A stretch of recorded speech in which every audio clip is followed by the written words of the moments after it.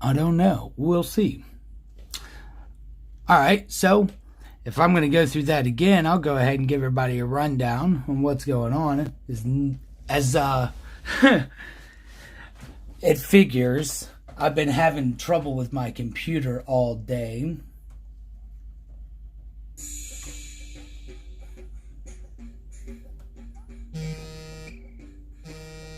Nice. Thank you, sir. So, well, I guess I'll go back through what I had kind of already started talking about, just so I even have a record of it. I wasn't recording my audio through a secondary device, so I was trying to record it through a secondary device, but we'll go ahead and say that wasn't working. So what I'm doing here is starting a new project. I have been working in this toned tan sketchbook for a little bit. Go ahead and lift this up a bit, get us a better shot of what's going on here. I've been working in this toned tan sketchbook for a little while now. I had started off with some very rudimentary and just kind of playing around ideas in the beginning of the sketchbook, and I'd put the sketchbook up on a shelf and just kind of put it away by itself. And then I decided recently I would take it down and review how I felt about the toned tan. When I started off, I was trying to just do charcoals and stuff like that, but recently a artist on YouTube named Slew did an art contest and invited people out, and I decided to create something for the art contest. So this project came from that very contest, and pretty much since then I have fallen in love with the toned tan. So I've been doing a lot of work with the toned tan sketchbook. Skip over some of this testing pages. I did a little bit of these that people probably saw on my social media. I got a little annotation here where I recognize some of my flaws in my anatomy there on Bill Murray. But I was so impressed with the stuff that was coming out of me at the time, I just got wrapped up in the sketchbook. Moved on. These are all alcohol markers, white color pencils, white gel pen. I really liked how Prince came out and Kevin Smith, but Bill Murray I felt like needed some work. Stephen Yoon looks like trash, but you know, it was interesting. Then I did this piece right here and really was trying to work on female anatomy, and again still working with this toned paper just to see what its capabilities were, and I really enjoyed it.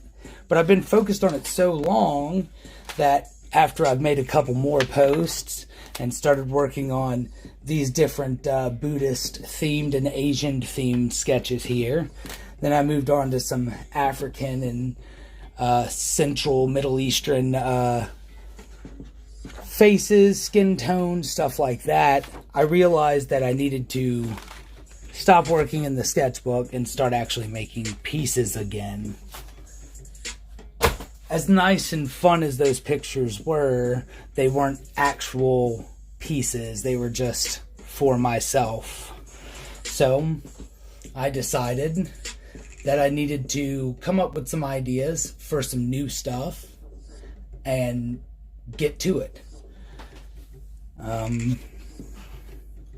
With that, I opened up this older sketchbook and sketched around a couple of ideas that I had been considering in the past.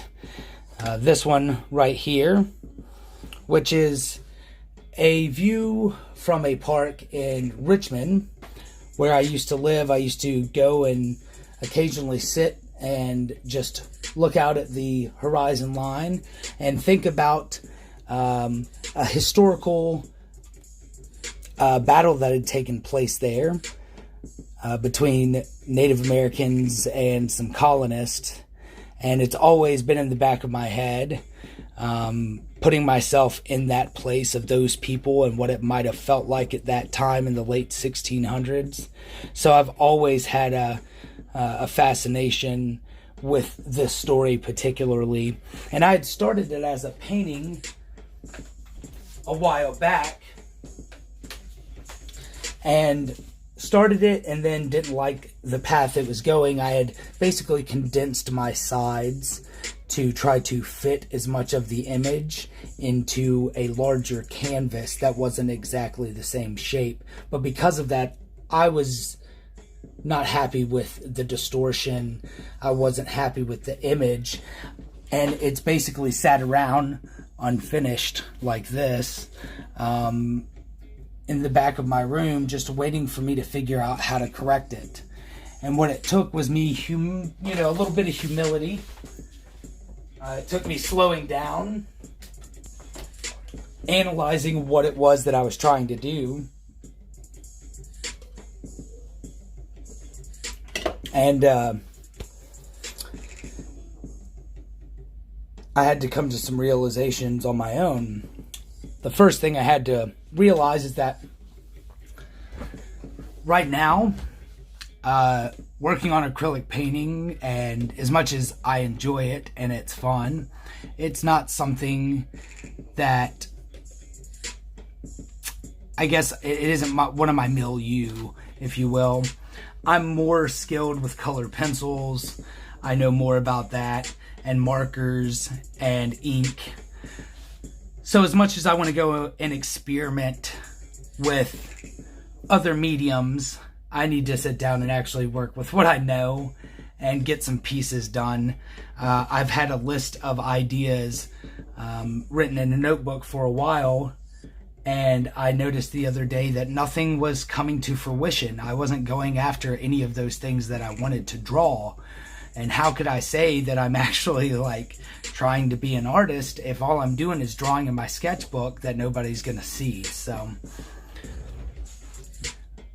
with that, I decided I need to do some sketching on some ideas that I had planned. So I went back to the Bloody Run story, and then I started a second story, or a second piece based on a myth from my Indian tribe.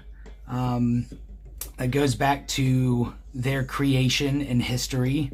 A myth about the four mothers that represent the North, East, South, and West, youth, adolescence, adulthood, and your sunset years, if you will. All of these things are represented through these characters, if you will. These, what do they call them? Archetypes, if you will. So they're used in these myths as archetypes for adolescence, for youth.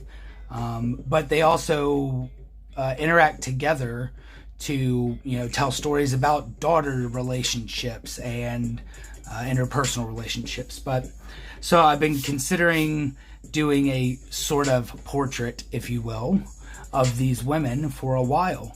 So I sketched this idea out. I had used a 3D rendering tool online to kind of set models up, but I can tell by not only referencing my actual 3D rendering, but looking at the scale in this notebook here, that the proportions aren't exactly where I want them to be. If I have a adolescent, as this girl's supposed to be a teenage girl, then her physical proportions are actually going to very much different than a woman in her adulthood or in, her elderly years. Your body changes over time, your back hunches, these kinds of things. So I need to adjust some of these proportions. I also wanted to get in and kind of work on the gesture. The forms that I have here I like, but I wanted to make sure they looked loose and realistic. Often I find my drawings feel stiff to me, and I was actually catching a video this morning from Love Life Drawing, and the gentleman who does the channel there was talking about drawing over some of his older artworks, and going through, and while he's drawing them, or had drawn them, he just kind of wiped away the charcoal and then went with a marker on top, and just with his newer confidence and stroke that he had gathered over practice for the past couple of years, redrew the same gestures without even having the models there, and they looked so much more alive. And I wanted to make sure that these people looked alive and not so stiff. So that's why I started this back here, as I was talking about how to loosen up the form, loosen up my wrist, and trying to get these shapes and forms to look loose and organic. Right now, they don't have to have detail. I don't need fingers. I don't need to see, every muscle. But I need to make things look loose. So, with that, I kind of caught everything back up.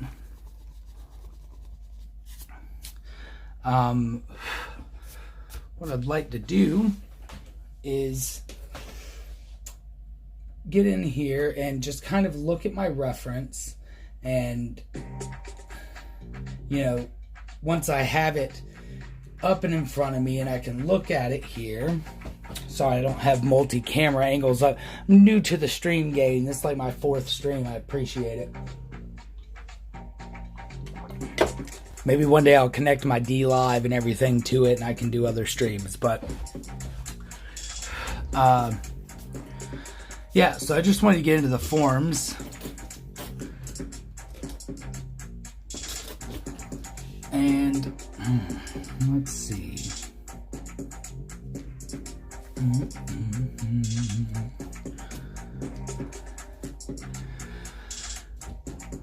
The anatomy of these 3D models, as you're using them online, as accurate and helpful as they can be in your rendering, I often find that they do struggle sometimes. Goodness gracious, this music's kicking over here. I didn't expect it to get so funky.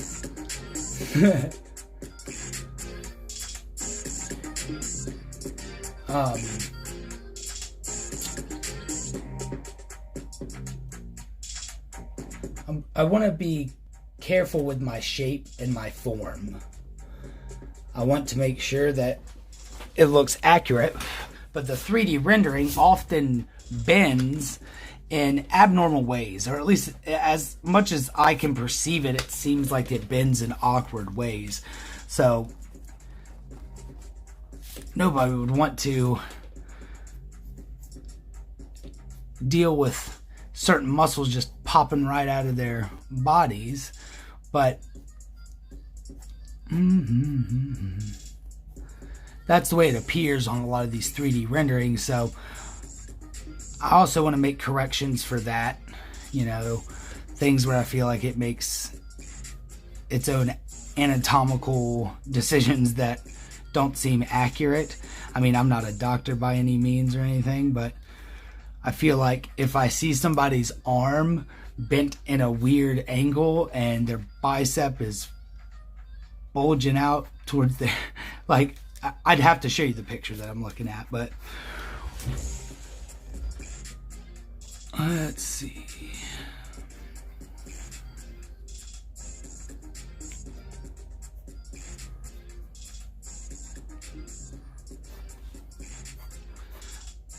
Trying to keep in mind to talk about in gesture drawing, pinch and stretch, especially when you're doing female forms, pinch and stretch to make the gesture look more fluid, which is taking whatever the gesture is and making sure that wherever the body is pinched at or stretched at, you want to exaggerate that. And because I know the form of this body is already in a twisting motion, like her abdomen's going to come around right here, and her chest is more at this sort of an angle here. So I know that her body is in a state of torsion, meaning that in reality, the pinch is on the back side of her. The pinch would be back over here.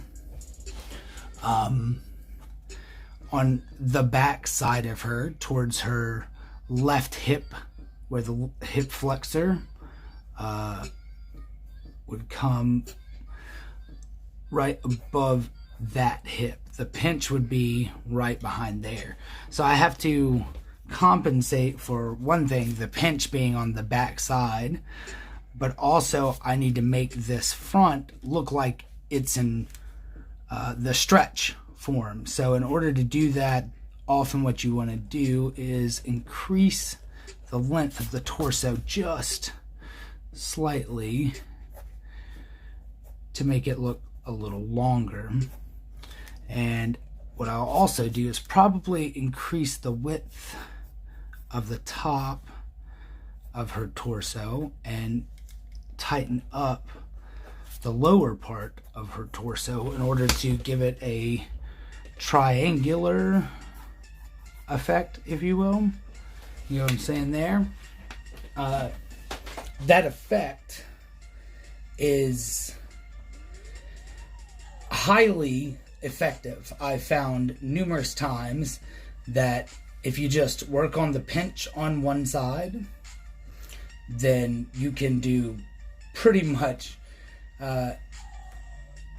anything to make it look realistic. That pinch does such a good job of making the body look like it's in motion, moving, and already just with doing that much work, I feel like the pull on the abdominal muscles looks better than on this other picture. She's thicker in this picture is what it is. I can tell it's the this back abdominal side. I was trying to make her look maybe a little less athletic, and maybe I should leave that athletic look. If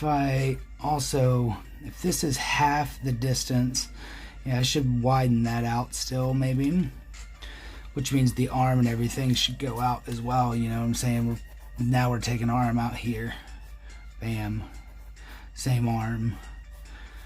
Just working on the form. I sometimes have to do this. It's kind of like if you've ever watched sculptors, they'll sometimes have to cut off huge chunks and then reapply chunks.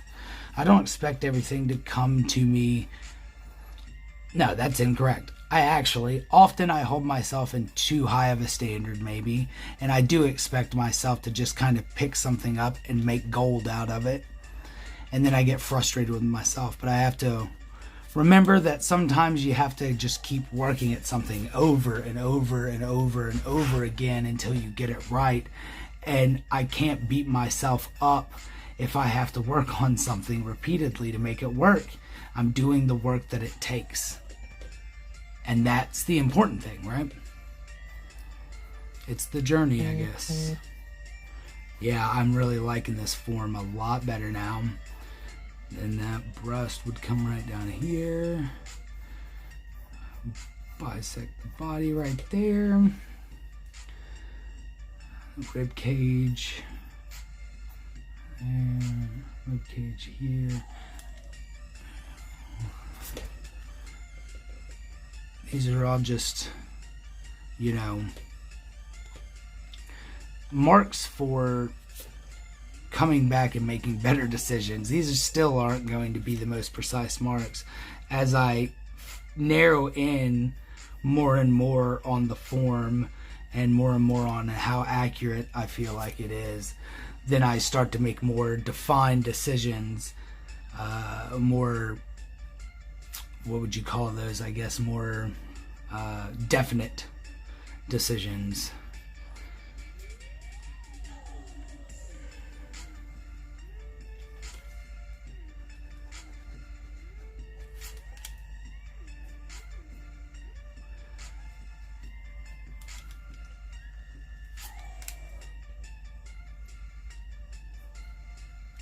I felt a pull towards this subject matter for, I don't know, probably a decade. And for a long time, I just let it sit in the back of my head. These old stories my great-grandmother and great-great-grandmother used to tell me when I was a kid. And quite frankly, a lot of it I've lost. I didn't give it enough attention when I was younger. I want to make sure this girl's hip's right here. Sorry. They've always been important to me. They were in the back of my head. When you're having a bad day, sometimes you need to think about something that lightens your day. Sometimes thinking of those stories lightened my day. But I didn't give it much more introspective or metacognitic thought. Asking myself why it was important to me, and why it was shared with me in the first place. Why did these old women sit around and tell their great-grandchildren and great-great-grandchildren about, why the possum doesn't have hair on its tail? It seems like something so ridiculous in some ways, but then in other ways, I can understand that they were trying to share something about themselves, something about where they came from, where I came from, whether I could see that or not. And all of those stories, as I've gotten older, I've come to realize had deeper meanings and deeper understandings in them. And the ones that don't, however anecdotal they may seem to be, I know that there's wisdom in there, whether or not I can see the wisdom and understand what the wisdom in it is my folly, not the story's folly necessarily. And with that, a lot of these stories weirdly are related to cryptids, which I'm not necessarily going to get into tonight during this stream or whatever, but if you are a fan of the paranormal and the ghosts and whatever and the monsters, Native American mythology might be an interesting subject for you to check out, because it's full of that kind of stuff. And as I've been studying it more and more recently, trying to, I guess, connect with some of those stories and life ways, it's become more and more intriguing to me. There's Mothman type creatures and Bigfoots and dwarves and lots of things, but that might be better for a stream closer to Halloween. We can do a little Halloween stream and talk about cryptids. Yeah, I'm liking the way... I still think this torsion of her body is not accurate. I don't like the arm right here either. I don't want to overwork this. And I'm not the best gesture artist. It's not something that I spent a lot of time practicing when I was younger. My school didn't have models come into it or anything, and I never went to college to study art, so didn't necessarily have those opportunities. I imagine there are life drawing facilities around, but I rely on my knowledge of what I can learn, and I've been working at this, working on people, drawing people for most of my life. It is the thing I like to do. So I know eventually I will get to a place where I at least feel like this is accurate enough to start developing further. I'm already feeling like I'm getting to that spot pretty quickly just by moving a couple of things over here, adjusting weight, adjusting shadows, and we suddenly start to see it become more and more what I'm looking for. So this shoulder back here is thrown back. Let's see, I'll give this collarbone a little bit, and I'll give her that. Because the pinch is back here, like I was saying earlier,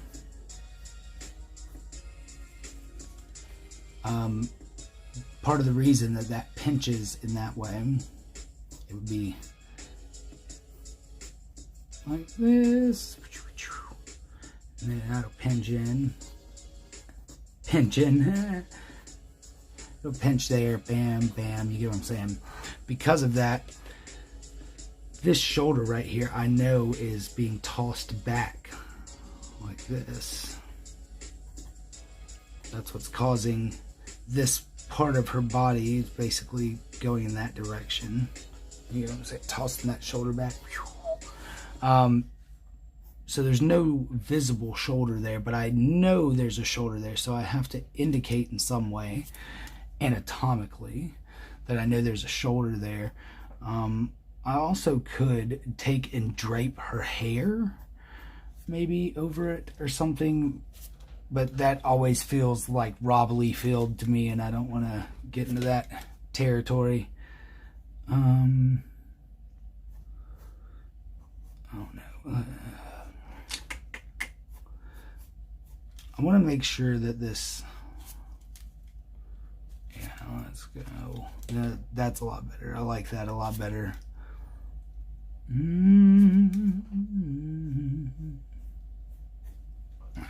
Yeah. Alright, so we're getting some motion there in that body, in the form. Let's see, I'm going to throw this part of, let's see. I don't like this. Alright, if that's, that part of the rib cage is coming out that far, which seems about right. Maybe a little bit in. Maybe I'll bring the shoulder down. All right, so I'm looking at her lat. What do you call that? Lats. Yeah. Okay. Yeah. Her lats right here. I want to make sure I have this muscle development accurate here.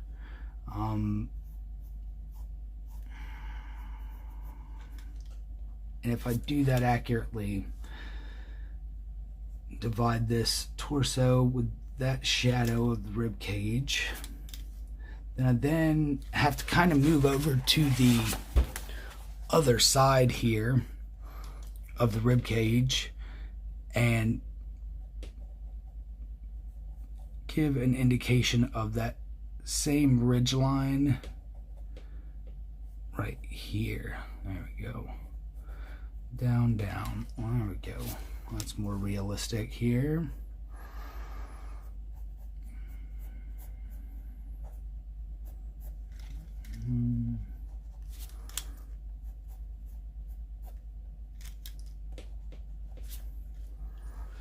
All right, and then the twist of this torso is not super accurate. Let's see. We're going to take that and I think pull it back that way. Yeah, I want to make sure that she's giving that in the same way that this backside pinches this way. I know that because of that, that means this front side has to be pulling, stretching out this way and this way. I hope that makes sense. And in order to do that, I almost have to exaggerate the center of her torso, but I also do not want to distort the form so much so that it doesn't look like a woman or it doesn't even look like a human. We don't want to do that. We don't want to go into caricature realm. It's not called for in this. That's definitely not what kind of illustration I'm trying to do here. Hip.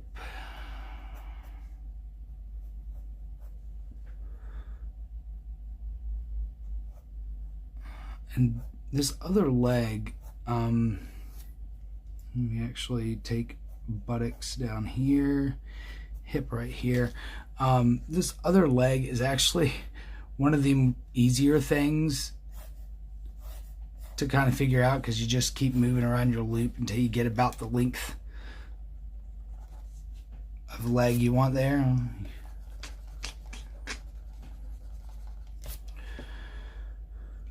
Length is pretty good there. I want to draw up this lower part of her leg, pinching it in, if that makes sense.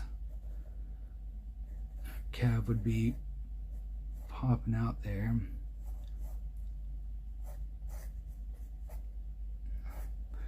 And ankle, I'll just give her a basic foot. I'm not going to get in here, and like I said, I'm not here to do details right now. This is more just getting the gesture to look more loose.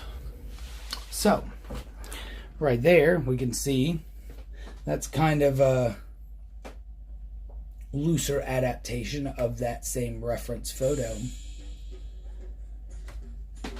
And if I go ahead here, let me grab this blue pen, and I'd like to get a red. Where's one of my red pens here? We'll just use one of these gel pens. I'm going to take and we're going to make any stretch blue real quick. So all of these stretch arrows that I'm trying to show for emphasis.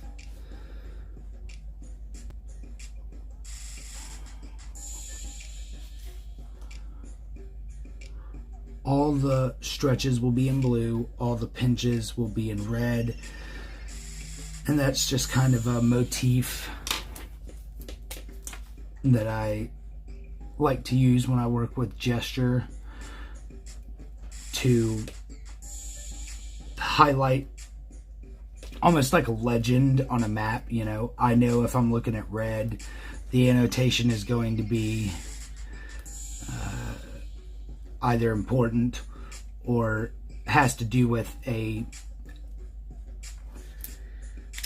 area of emphasis that needs to be looked at. So when I'm flipping through this sketchbook, I'll be able to just immediately go, oh, what was there on that page that I need to look at?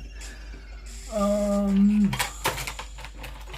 going to use this blue Prismacolor pen as well here, just to do this bigger arrow. All right. So now we kind of get an idea what I'm saying here. I could even, if I wanted to, I could go in here and talk about the pinch and stretch of the leg. You can do this with any part of the body. If you've ever seen, some people will do things like this, drawing a sheet of paper and using a sheet of paper as a torso. Like if I were drawing this torso right here as a sheet of paper, right? Sometimes this helps to figure out these forms. If I imagine that these shoulder points are the corners of a piece of paper, right? Then she just doesn't have that right there.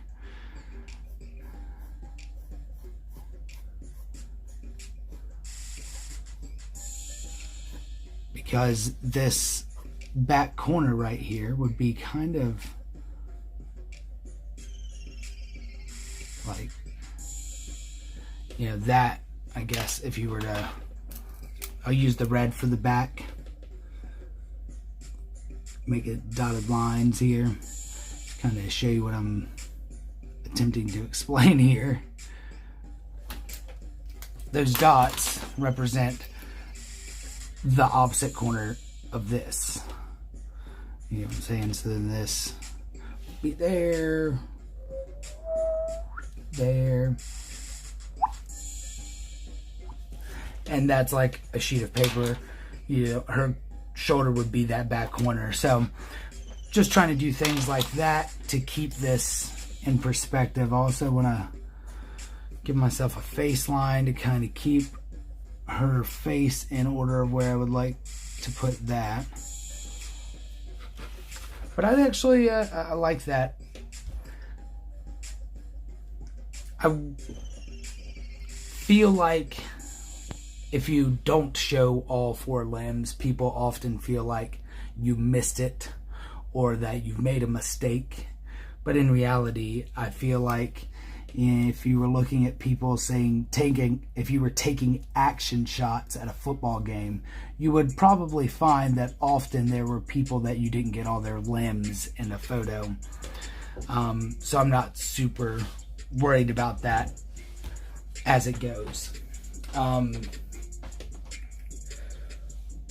But looking at the picture itself, I'm feeling like the proportions are a lot better in this, even though it actually runs off of this page. I feel like this actually is probably the most accurate if I compared the two.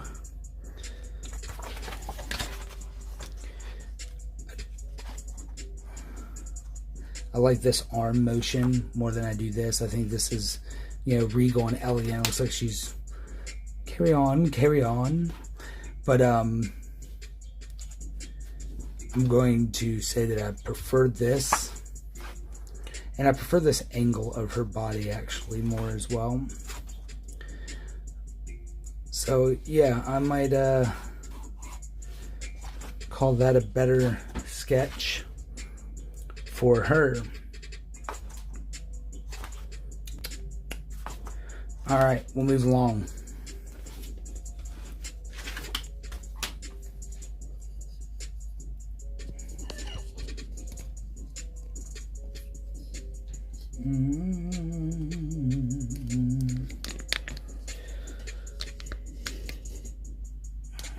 So I move around my rig here. It's squeaky.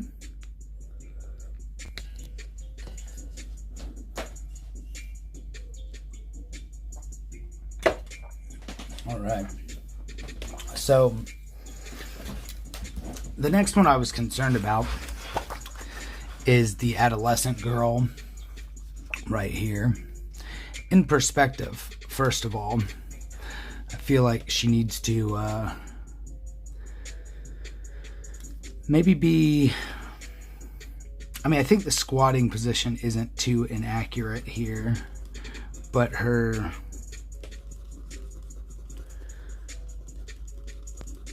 The fact is, if this girl's supposed to be like, I'm guessing probably 12 to 14 years old, maybe, there's, not a whole lot of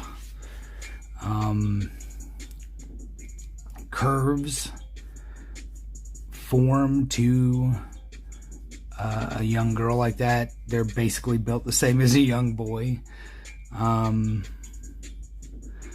So I want to make sure that as purposefully as I try to make every decision in the design clear, this is a woman or this is a, I don't want to overemphasize so that it isn't accurate of what I was trying to render, which would have been an adolescent. So got to be careful about how curvy we allow body parts to be on teenagers, because it just makes them look more adult, and that's not what you're trying to render.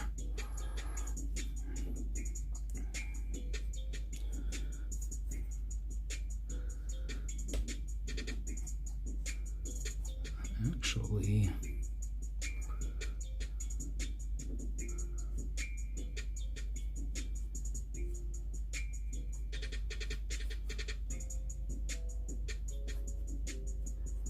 I don't mind. Let's see how that just came together pretty quickly like that leg and whatnot. Boom. Boom. Again, I've got to be very careful here not to give the legs, even the bottom lower part of the calf. Like, calves really don't develop on adolescents until later. You might see a kid that has some banging calves where you're like, that kid must lift. But for the most part, That's not something you typically see. Kids don't have developed muscles like that. Unless you're talking about that like Tarzan actor kid.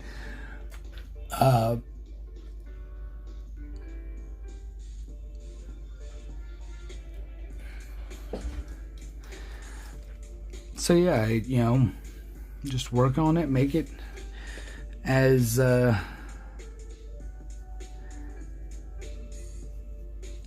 accurate as I can to what I see when I look around in the world.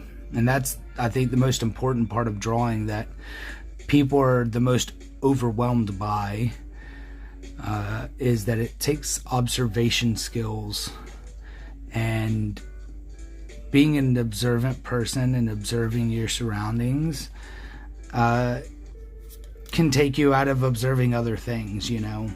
I get that.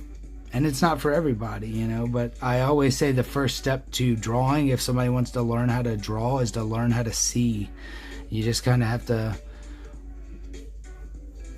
look at things through a lens of drawing. So that's the main thing, is learning what it is you're looking for, you know.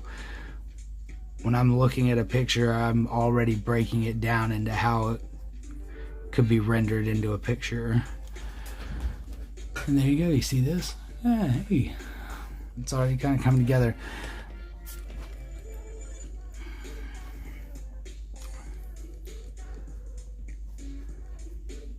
Especially when drawing adolescent faces, though.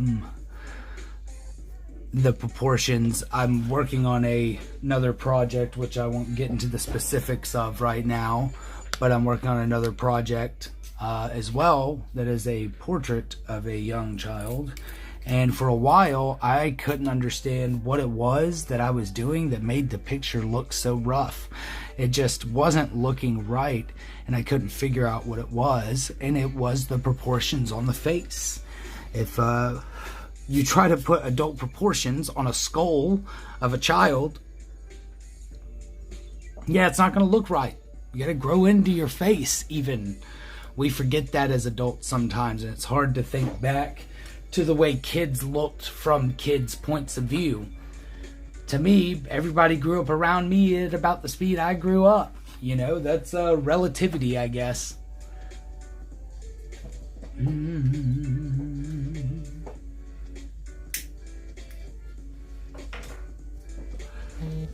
Yeah, I like this position more. I'm thinking of putting the adolescent in front of a bowl of corn or some sort of food. I don't know. I want to dig into my symbolism basket in my head and make sure I'm digging up appropriate symbolism and stuff like that for the picture as well. I'm not trying to be one of those kinds of hidden messages in my artwork, but because I am rendering this from a specific mythology, I want it to be able to be tied to the people of which the mythology belongs, if that makes sense. The appropriate tattoos and clothing and cultural stuff. So these lines across the sketch I'm going to get rid of. These were just kind of perspective drawing lines that I was using to help construct this. I really do like the layout thus far. Thinking about having them here. This will be a shoreline along a river or a stream, you know.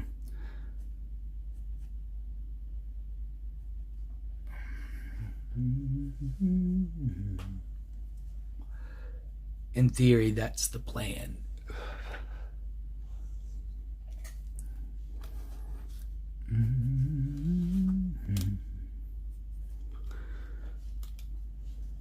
This older lady up here, I actually need to make her a little bit larger. I think I'm going to bring her legs down to like right here, and her head up to like right there, and then that will extend her proportions and make her fit into the scene more. Right now, with her being that small, she kind of looks like she's off in the distance, and that's a little weird to me. I want her to be a little off in the distance, just right behind the group, but making her that small makes her look like she's a gift shop toy, and that's not at all what I was trying to do.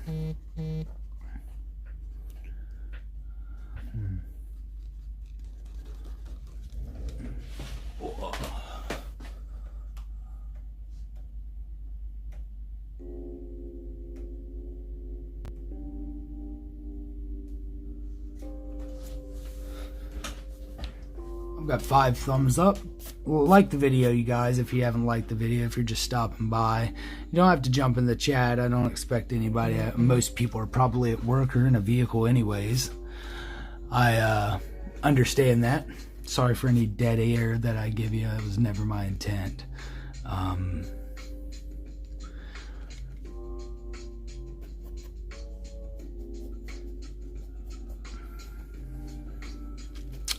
As I'm saying that, I'm giving you dead air. Sorry, as I'm drawing, it gets a little hard for me to focus on talking and drawing.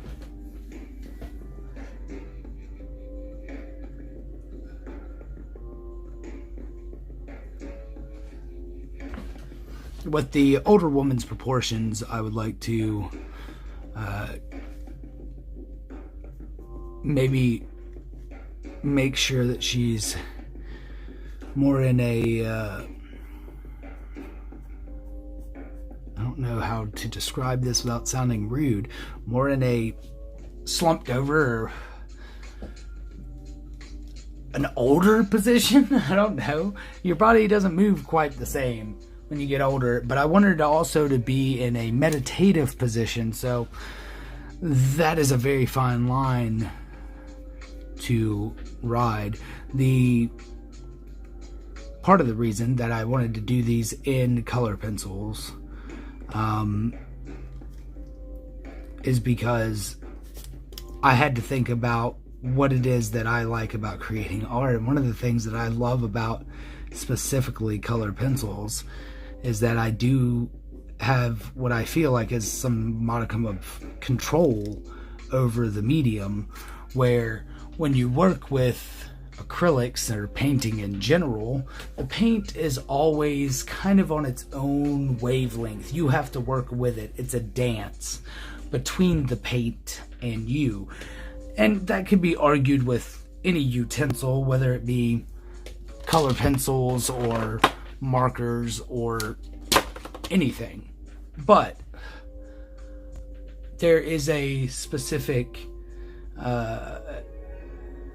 liquid nature to paint that we've got to acknowledge, and that liquid is difficult to work with. That is why I think most people find watercolor to be such a desire, but such a standard. Oh, if you watercolor, you can do anything. And I get it, because water is hard to work with. But color pencils, it's like a scalpel. I can sharpen that tip and lay it exactly where I want it, and I can give the shading exactly where I want it, and I can, you know,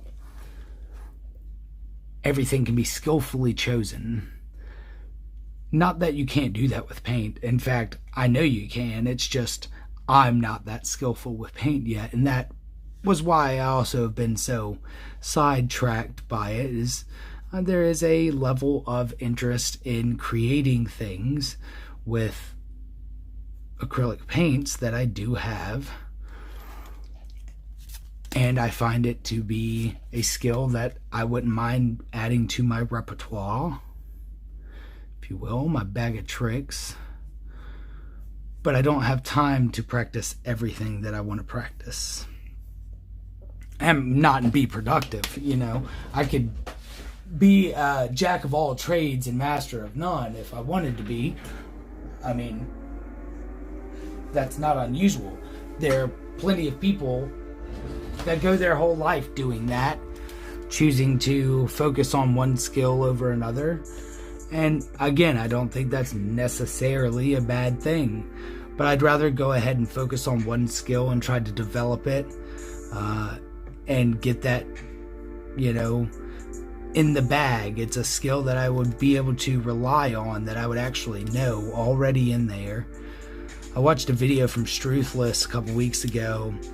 It's probably an older video, probably a year old if I remember correctly, where he was talking about drawing some bird from South Africa or Australia or wherever the hell it is that he was from.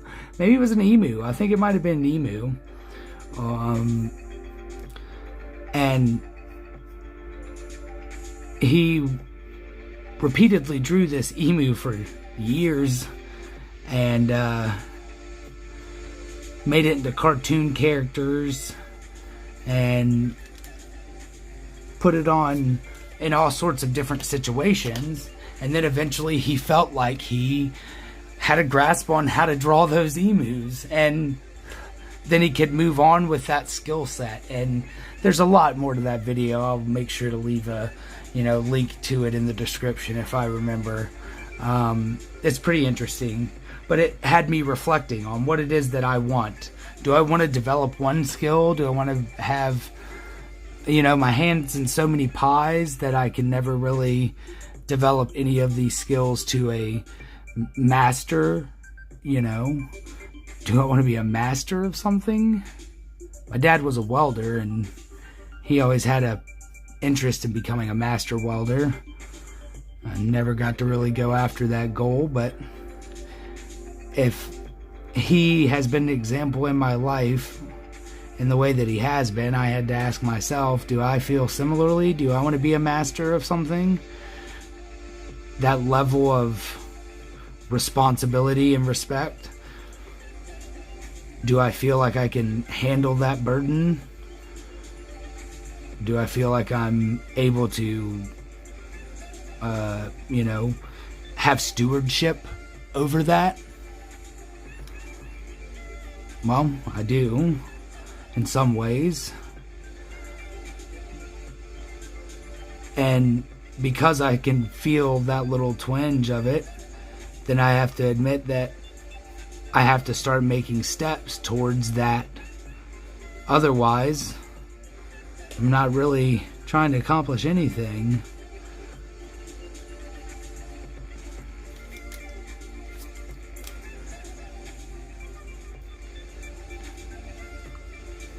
It's just another idea. I got plenty of ideas. I can come up with ideas. But ideas are just ideas. You gotta put your feet forward. You gotta put your foot on the ground and start making decisions, making moves.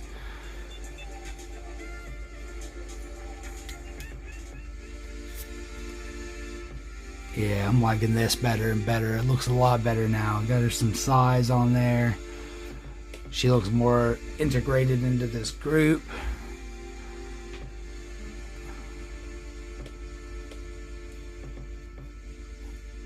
Yeah, I think that's much better. Much, much, much better.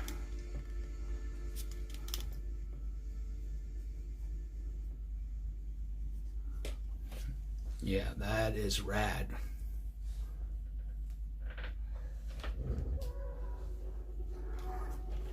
Yeah, so it's coming together. Might get in here, work on this girl's proportions as well from the other sketch. Just take some of that, bring it over here, work on that. Then this last one here, lady number 4, their names would be Posh, Ascarin, Muscarin, and Sapon.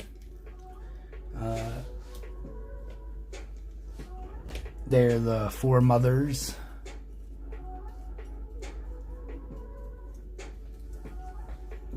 In Yesa mythology, from which all races and all tribes of people come from.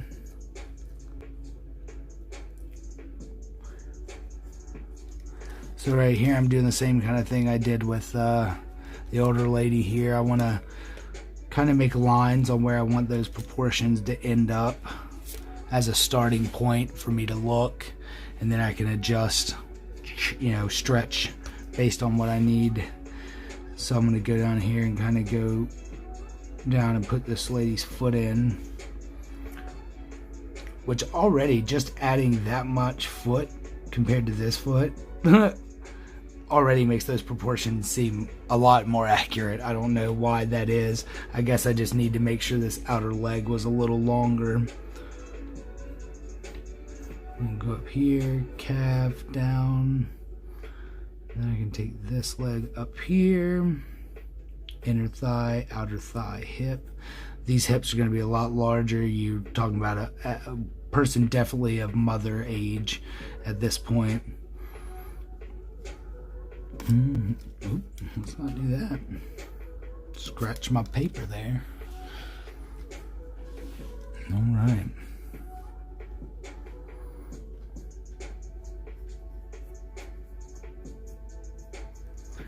All right.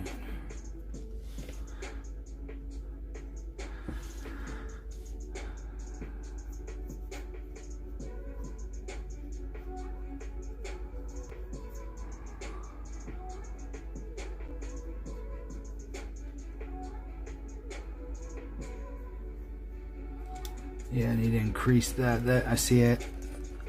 Got to take this top half out. As I was doing the proportions there, I realized I started to just follow the proportions that I already had marked out. And if I'm doing that, then what am I correcting? I'm not correcting anything. In fact, I'm just replicating what I already had. So why even do that?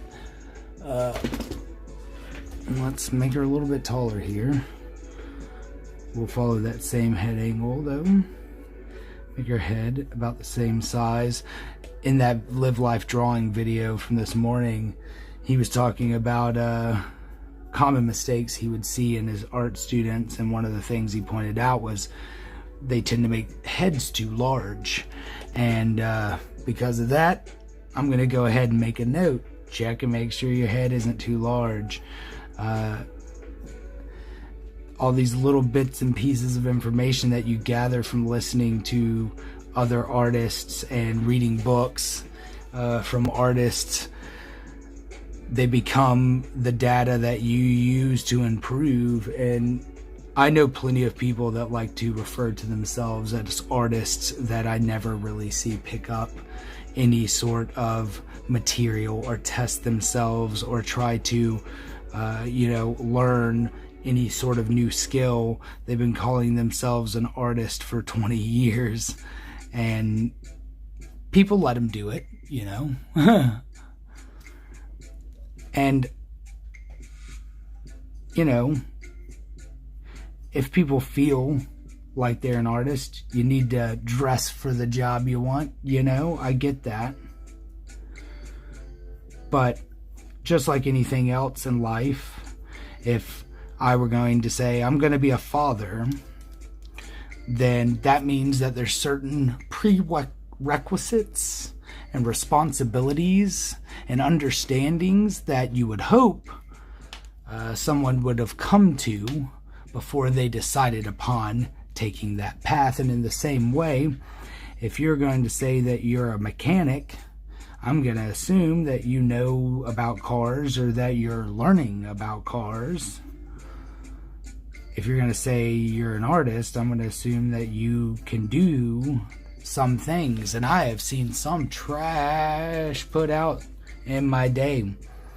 And I don't want to be one of those people. Not that I, don't love some of these people for being who they are, but I hold myself to a different standard. And I, feel like standards are something we might be lacking in our current society. So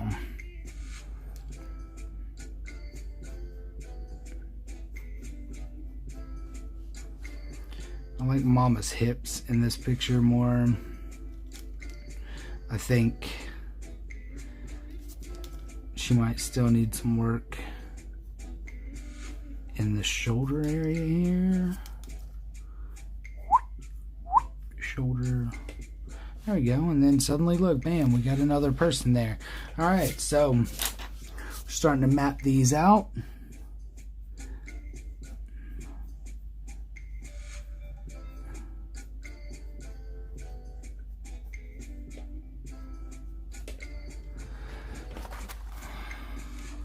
I think her head might be a little large. If we actually take that head down, like I was saying earlier, and make her head just slightly a bit shorter, then we might start to see some improvement. I think that's part of it. Oh, yeah. Now I can start moving over those changes. I'm gonna make that. Yep, we're gonna pull this back here.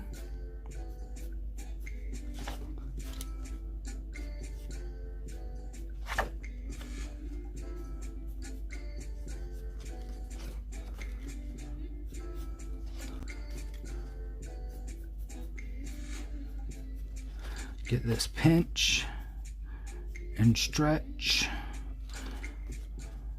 more accurately. Do I like this arm better? Kind of feel like I do.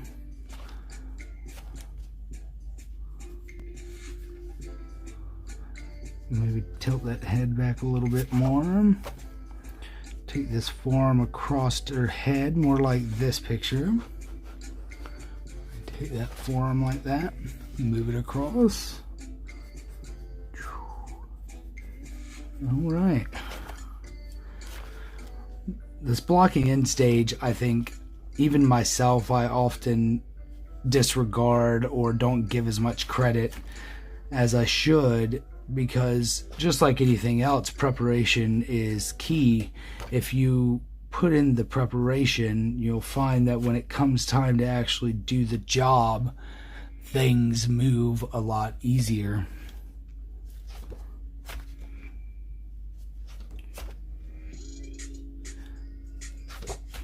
I used to be a Boy Scout, and the Boy Scout motto is be prepared, or at least used to be. I don't know about the current Boy Scouts. So again, I've done some reflection on that over the years. Be prepared. What does that mean? What aspects of your life? A little introspection, and I think a lot of people would see that those ideals and morals and ethics are not necessarily something to be frowned on.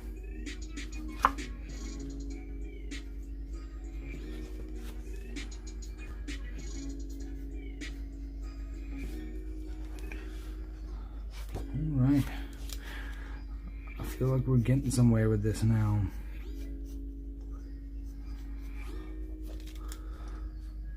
I may even leave this impression of this secondary hand here, just if I decide to go in and maybe make that dance. I don't know. We'll see. We'll just leave the impression of that right there. So now that we've gotten a look at that, we've done about 45 minutes of sketching on there. I'm going to back this camera back up so we can get a wider shot here. Alrighty.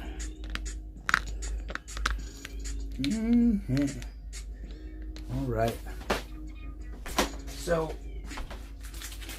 what I'd like to do is take this sketch and do it in color pencil. It's been a while, like I said, since I've done anything in color pencil, and I'd like to get down and dirty with it again. So, I went through my sketch pads and looked for different various levels of GSM and pound of paper to try to decide what it was that I wanted to work on. Choosing my base for my materials is just as important as choosing the materials themselves. So, let me get my brush out here and dust off this table. I looked at a bunch of different sketchbooks, considering weight and things like that. If you're familiar with some of the artwork I've done over the past year or so, did the caricature for Interest of Stuff, and did the drawing of the ROTC guys. Both of those were color pencil pieces that I did with a base layer The ROTC picture I did with a base layer of watercolors, where I went in and laid down watercolors and inks to try to get the background and their faces in. Then I did their faces primarily in marker, color pencils, and gel pens. So with these, I'm basically going to be trying to stick to the markers, colored pencils, mixed media works, which I'm most prolific at. I like the size of this in the sketchbook for a tester, but I just don't feel like that's an appropriate size for selling or for making prints of it. And the larger it is, the more detailed I can get it, and I like to make detailed artworks. This is one of my cards. If you've seen this picture of the girl with the flower over her eye, that was done just with straight colored pencils on paper, and then ink pen around the eyes for like the darkest parts. This was colored pencils as well. Let me see if I was just looking at something the other day.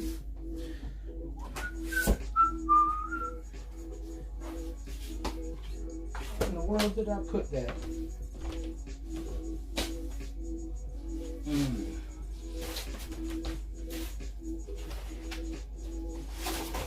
So, this is the picture I was talking about with the watercolor base. This is colored pencils.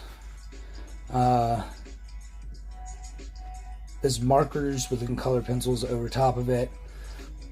Markers and colored pencils, markers and colored pencils. But this whole background right here was done primarily in watercolor and then layered on top of. So I was considering doing a similar method for these pictures. Instead of doing the acrylics, in which I'm still experimenting, these papers were nice. The paper that I used for that I really liked. But I was considering trying something I've never tried before as a paper. So I'm considering either these Canson illustration boards, which are boards. These are thick illustration boards, but they're made for inks and markers primarily. So that is a consideration.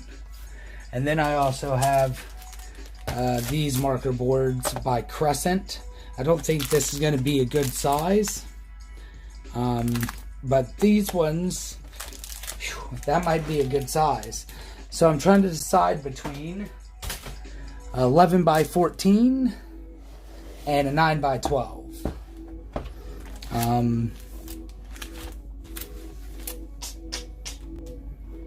I think for the ladies, I may do this Canson. I think for the Bloody Run, I might use this. So it looks like I'm going to start the ladies on a Canson board.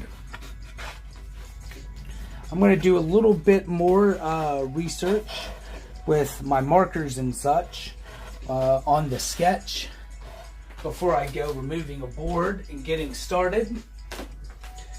I want to take and pull out some of my gray markers and just maybe do a tonal study of